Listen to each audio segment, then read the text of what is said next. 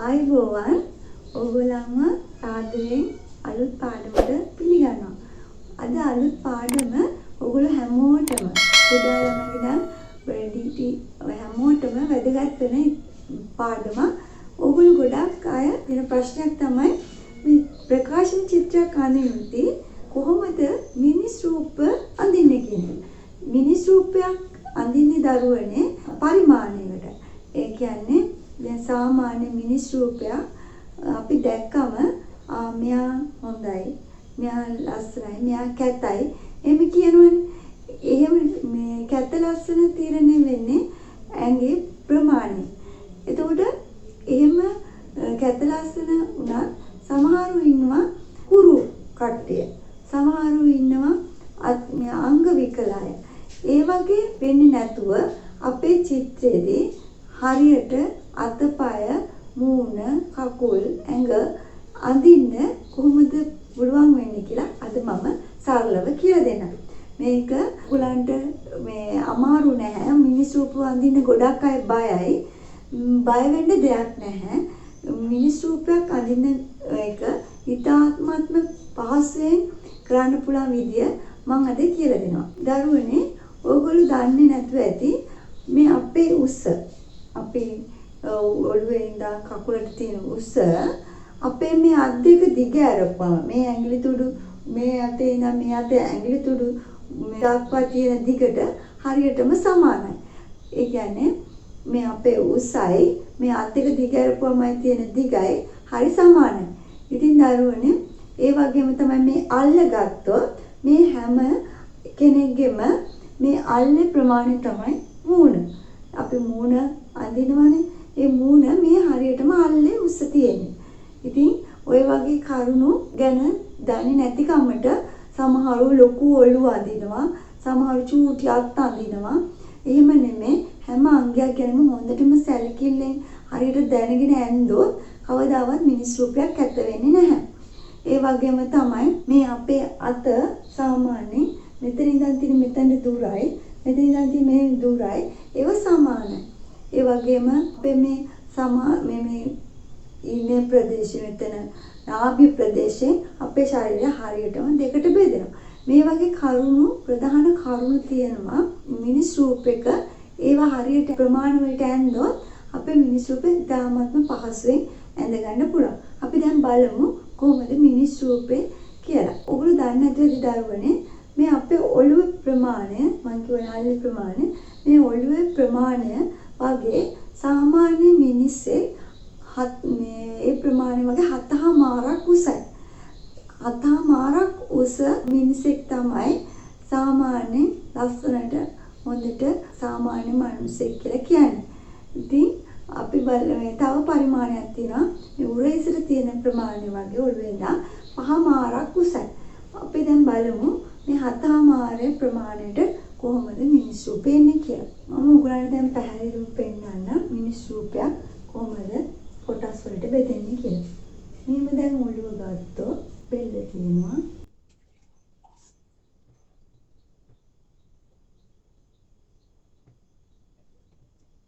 මිනිස් රූපේ හරියටම දෙකට බෙදෙනවා. දෙපැත්ත සමානව හරියට දෙකට බෙදෙනවා මිනිස් රූපේ. දැන් අපි බලමු මේ ඔළුවේ ප්‍රමාණය. ඔළුවේ ප්‍රමාණය සෙන්ටිමීටර් අරන් තියෙන 4ක්. අන්න තියෙන සෙන්ටිමීටර් 4ක විතර ඔළුවක්. එතකොට මේ වගේ 7මාරක් එන්න ඕනේ මිනිස්සු උස. මෙහෙම 4යි, ආය 4යි, එතකොට 8යි, ආය 4යි, ඒ කියන්නේ 12යි සෙන්ටිමීටර්. ආය 4යි කියන්නේ 16යි සෙන්ටිමීටර්. 20යි, තව 4ක් 24යි, 28යි, 1යි 3යි 4යි 5යි 6යි 7යි. ඊළඟට ගන්න සෙන්ටිමීටර 2යි 30යි. එතකොට මේ සම්පූර්ණ මේ මනුස්සගේ උස ඔළුවේ ඉඳන් සෙන්ටිමීටර 30කට තමයි දැන් අපි අඳින්න යන්නේ. ඒක ඉන්න දරුවනේ අපි ගන්න ඔළුවේ ප්‍රමාණය තමයි මේ මාංශගේ උස තීරණය කරන්නේ. ඔයාලට පැහැදිලිව වැටහෙන්නේ නැති මෙන්න මෙහෙම එකක් එනවා. 2යි 3යි 4යි 5යි 6යි කොටස් 1යි 2යි 3යි 4යි 5යි 6යි 7යි 7මාරයි. වඩමම ලකුණු කරෝ මේ පළවෙනි කොටස ඔළුව, දෙවෙනි කොටස, තුන්වෙනි කොටස, හතරවෙනි කොටස, පස්වෙනි කොටස, හයවෙනි කොටස, හත්වෙනි කොටස, හතමාර. වල් පැහැදිලි වෙන්නේ නැති මේ කොටස් ටික. එතකොට දැන් අපි බලමු කොහොමද ඔළුවේ ප්‍රමාණය තියෙනවා. ඔළුවේ ප්‍රමාණය තියෙන කොටස් ටික තියෙනවා. දැන් අපි බලමු කොහොමද මේ ප්‍රමාණ ටික යන්නේ. මේ දෙක කොටස යන්නේ දරුවෝ පපුව ප්‍රදේශේ. පපුව ප්‍රදේශේ දෙක කොටස යන්නේ මේ එක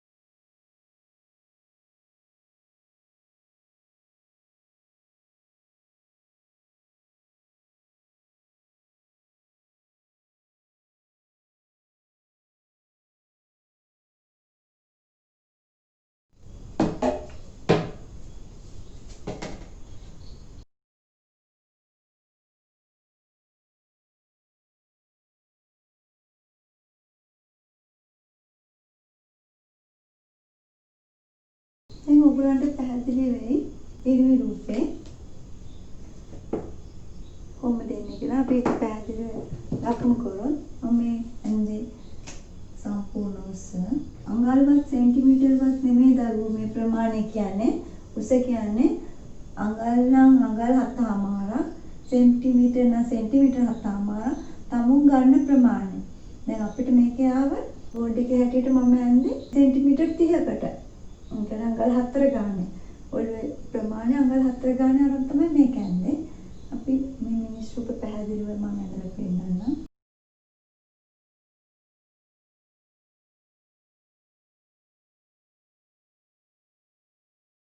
අල්ලේ ප්‍රමාණය සාමාන්‍යයෙන් උදේ තියෙනවා ඔළුවේ ප්‍රමාණය වගේ. මේ දෙක අවසන් වෙන්නේ මෙතන නිකටෙන් එක අවසන් වෙන්නේ, දෙක අවසන් වෙන්නේ මෙම පපුව ප්‍රදේශයෙන්.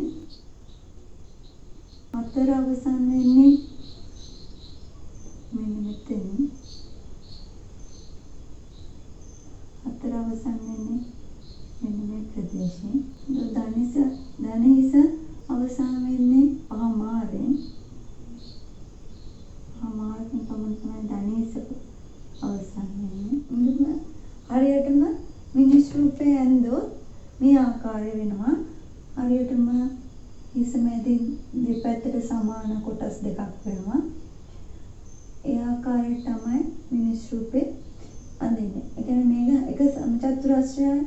එන සමචතුරස්‍රය කියලා ගත්තොත් මේ සමචතුරස්‍ර කොටස් දෙකක් ඇතුලේ තමයි සම්පූර්ණ ඇඟම තියෙන්නේ. ඔයගොල්ලෝ හරියටම මේක ලකුණු කරගන්න.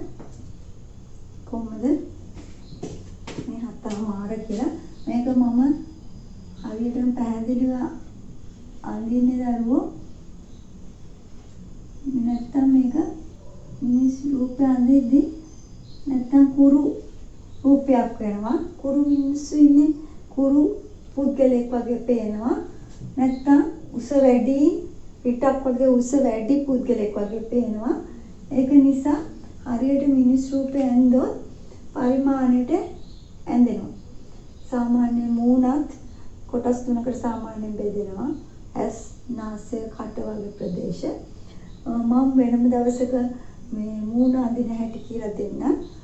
අද මම කරේ ඇත්තටම මිනිස් සිරුර කොහොමද බෙදෙන්නේ කියලා. මට දැන් පැහැදිලි වෙන්න ඇති ප්‍රමාණ ටික. දැන් ඔයගලන්ට කාන්තා රූපෙත් මේ ආකාරෙමයි. හැබැයි කාන්තා රූපේ උරහිස් පළල් අඩුයි. මිනිස් රූපේ මේ පිරිමි රූපේ මේක පුරුෂ රූපයක්. ගැහණු රූපෙදී උකුල පළල් ඉඟ සිහින් උරහිස් පටුයි. ඒ ආකාරය තමයි. හැබැයි උසේ කිසි වෙනසක් නැහැ. උස 7.5ම තමයි ගැහණු රූපෙත් ගන්න. 4යි 8යි 12යි 16යි 20යි 24යි 28යි 29යි 30යි. එතන කොටස් 7.5යි. එතන ඔළුව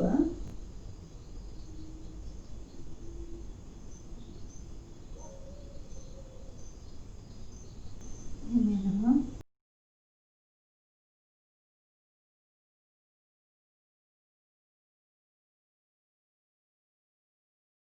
උකුල පළල් වෙනවා. අහමාරේ තනිස්ස පටන් ගන්නවා.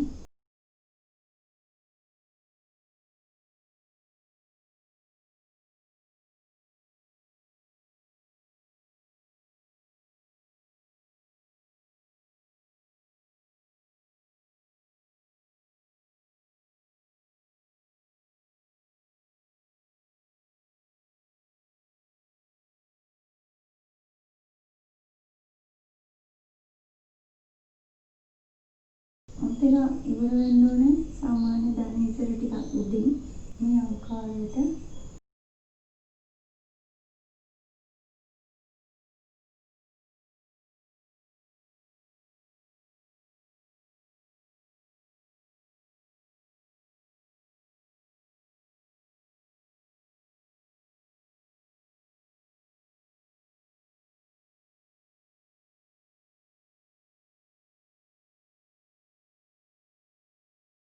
මේ කාන්තා රූපේ.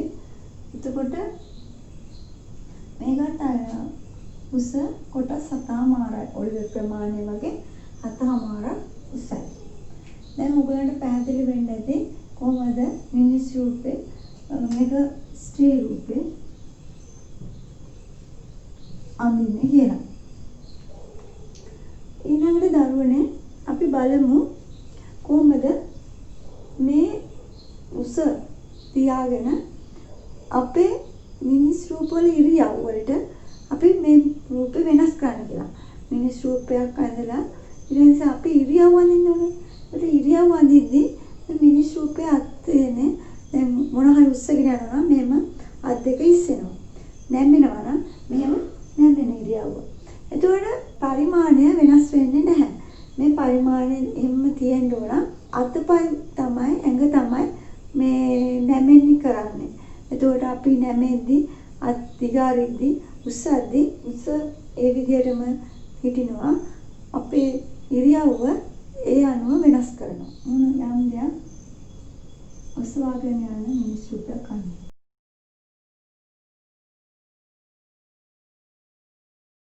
ඇඳුම් පැළඳුම් අවසානයේම යොදන්න මිනිස් රූපේ අපි දැන් ඉස්සෙල්ලා ඇඳා වගේ බාහිර රේඛා ටික තමයි කලින් අඳින්නේ.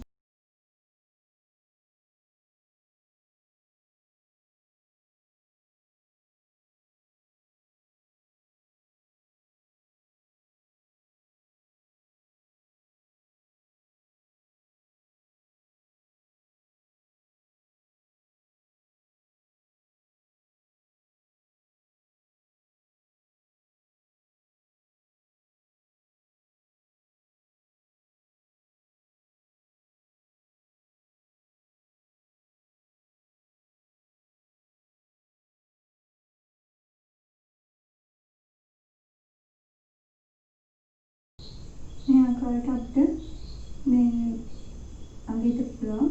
මෙතනදී බලන්න මේ කකුල නැති ඇතුලේ රෙද්ද ඇතුලේ තියෙනවා. ඒතර මෙහෙම මේ ඇඳලා බැලුවොත් මේ කකුල මෙහෙම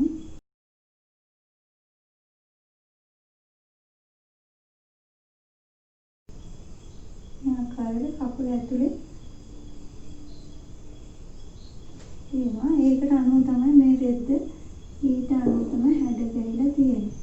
මේ මේක පාට කරද්දී අපි කකුලේ ෂේප් එක එන විදිහට තමයි වර්ණ කරන්න ඕනේ. මම මූලිකවම පෙන්වන්නේ මේකේ ප්‍රධාන දේවල් නෙමෙයි.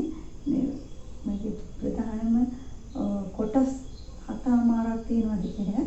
අපි දැන් බලමු. මෙන්න මේ රූපේ කොටස් හතමාරකට බෙදලා දෙනවා. බලන්න ඒක අපිට මේක අඳිලා චෙක් කරන්න පුළුවන්. නැත්නම් අපි ඇහෙන් තමයි ඒ හතමාර ලාවට බෙදාගෙන තියෙන්නේ. දැන් ඔන්න බලන්න මේ හතමාර තියෙනවා කියලා. ඒක අපි මිනිස් රූපයක් ඇඳම ඔළුවේ ප්‍රමාණයත් එක්ක චෙක් කරලා බලන්න ඕනේ.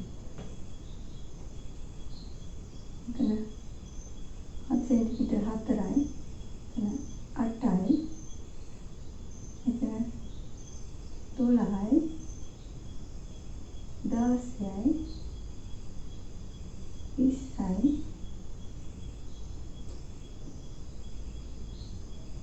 24යි. 28යි 30යි. දැන් දැක්කද දරුවනේ?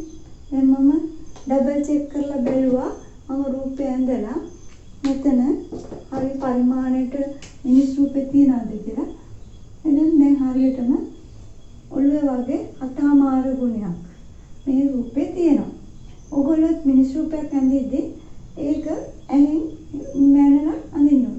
මම ඉතින් ඇඳලා පුරුදු හින්දා අම්මාගේ අඳිද්දිම ඒ පරිමාණයට ඇඳෙනවා. ඔයගොල්ලෝ අලුත් තෙන් අඳින නැත්නම් මිනිස් රූප ගැන එච්චර අවබෝධයක් නැති හරියට මිනිස් රූපේ පරිමාණයට ඇඳෙන්නේ නැති දරුවෝ නම් දරුවනේ හැමතිස්සෙම පොඩ්ඩක් පුළුවන් නම් රූලෙන් මැනලා හරි මේ ඇස් මට්ටමින් හදාගන්න කොහොමද හතමාරක් වගේ උසක් තියෙනවා කියලා.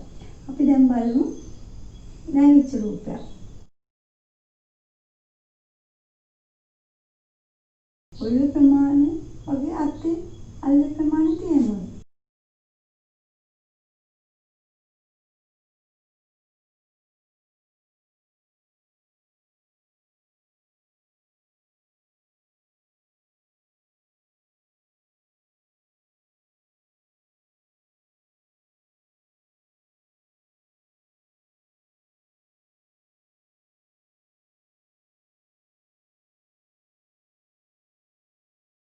දැන් අපි හිතමු මේක පිරිමි රූපයක් කියලා.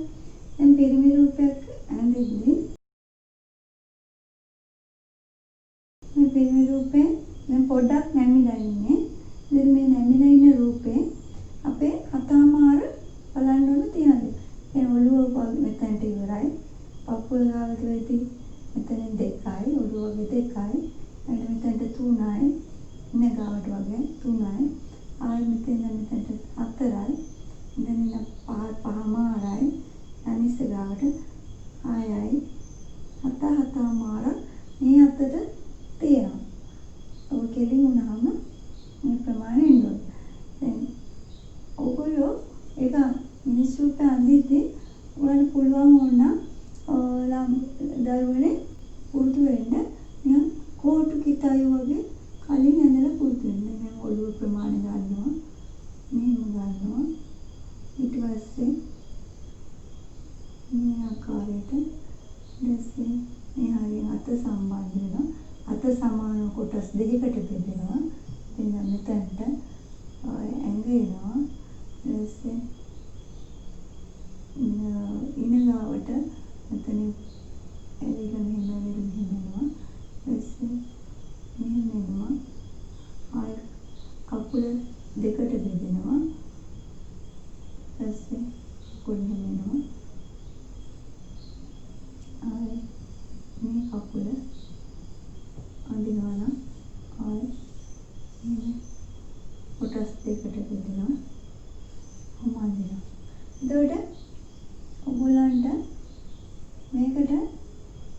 පුළුවන් මේ ඇඳුම් දාන විදියට අඳින්න. මෙතන ඔළුව වගේ හත්තමාරක් උසට මිනිස් රූපේ තියෙනවා. මේක තමයි ඔයගොල්ලෝ මේ මාංශ පේශීන් මේ කොටු කිතයට දාලා අඳින්නේ. මේ ආකාරයෙන් මෙහෙම අඳින්න මේ මුල් අතේනවා. මේ සරලවම මිනිස් රූපයක් අඳින්න කියලා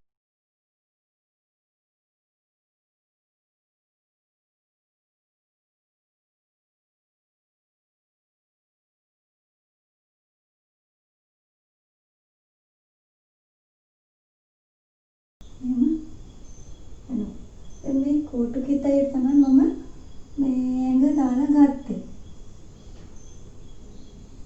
මම ඇන්නේ සරලව කොහොමද මිනිස් රූපයක් අඳින්නේ කියන එක. දැන් පැහැදිලි වෙන්න ඇති කොහොමද මේ සරලව මිනිස් රූපේ අඳින එක ආකාර තියෙනවා. ඔයගොල්ලෝ කැමති ආකාරයට අඳින්න පුළුවන්. ඔයගොල්ලෝ හැමතිස්සෙම දරුවනේ මනසින් මේ පරිමාණය පිටේ අදාගෙන තමයි මිනිස් රූපය අඳින්න ඕනේ. කොහොමද ඉඳගෙන ඉන්න රූපයක් අඳින්නේ කියලා.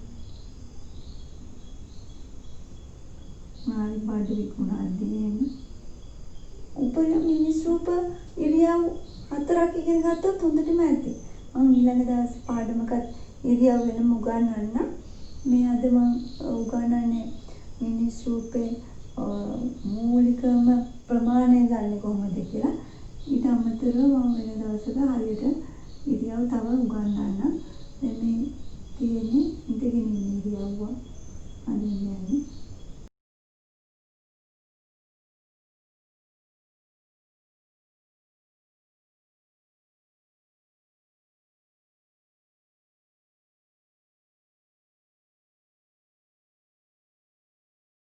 බඩු විකුණන නැත්නම් මාළු විකුණන වෙලෙන්දේ හරි කවුරුහරි මේ ආකාරයට තමයි මේ ඉඳන් ඉන්නේ විකුණන්නේ.